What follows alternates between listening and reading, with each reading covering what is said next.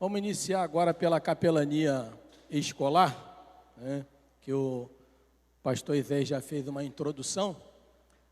Eu coloquei 2 versículos, capelania escolar também chamada de capelania estudantil ou universitária. Diz: e percorria Jesus toda a Galiléia, ensinando nas suas sinagogas e pregando o evangelho do reino. Mas no meio da festa subiu Jesus ao templo e ensinava. Então, um dos ministérios de Jesus era ensinar, né? Ensinar as verdades do reino de Deus, ensinar a ética do reino de Deus, né? E a capelania escolar, um dos objetivos e propósitos dela é essa, né? A denominação que foi pioneira em capelania escolar aqui no Brasil foi os presbiterianos, depois os metodistas e depois vieram os batistas e foram seguindo essa sequência, tá bom? Então, para nós falarmos de capelania escolar, nós vamos seguir aqui aquele sumário, né? Sumário: conceito, objetivos, como é realizado, cuidados a serem observados, e falar de um projeto de orientação a alunos criado por uma universidade, tá bom? Versículo de Mateus 5, 1 e 2. E Jesus, vendo a multidão, subiu ao monte, assentando-se, aproximaram-se dele os seus discípulos, e abrindo a sua boca os ensinava, dizendo. E aí ele vai ensinando a ética do reino de Deus.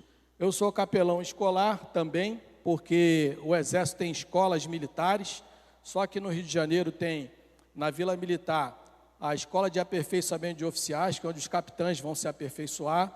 Tem a Escola de Logística, que é uma escola de formação de sargentos. Tem a Escola de Instrução Especializada em Realengo, né? Tem a Academia Militar das Agulhas Negras em Resende, que eu fui capelão lá durante um tempo. Tem o Colégio Militar, onde o pastor Isaías apoia o serviço de capelania lá e faz um trabalho de capelania escolar também. Então, o capelão militar também atua nessa área de capelania escolar, tá? Então, qual é o conceito de capelania escolar? Serviço de ação pastoral no interior das instituições educacionais, de ensino fundamental, médio e de universidade, de apoio moral, assistência religiosa e espiritual aos professores, alunos, funcionários e familiares. Deixa eu, antes de passar adiante, fazer uma pergunta aqui. Quem sabe a diferença entre assistência religiosa e espiritual? Qual é a diferença entre você assistir uma pessoa de forma religiosa e de forma espiritual? Alguém quer arriscar aí, não? Assistência religiosa, você vai prestar assistência religiosa a quem?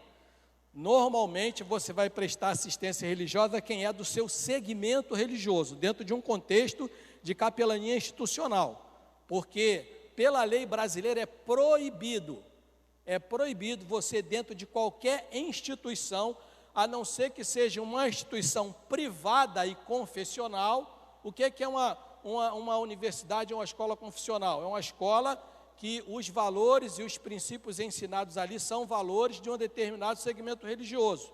Então, os pais, quando colocam uma criança numa escola confessional, ele já sabe que os princípios e valores ministrados naquela escola têm um viés religioso, tá? E não adianta depois o cara reclamar, porque a lei... Por quê? Porque está no estatuto da escola. Então, quando ele matricula o filho numa escola confessional, ele sabe que vai ter um viés religioso. Então, a assistência religiosa é quando você presta assistência religiosa dentro de um viés religioso, denominacional, tá? E espiritual é quando você enfatiza valores acerca do reino de Deus. Você não trata de dogma, você não trata de regras, você só trata de valores, tá? Então é importante você entender isso, para você saber se posicionar quando você vai falar sobre religiosidade e quando você vai falar sobre espiritualidade,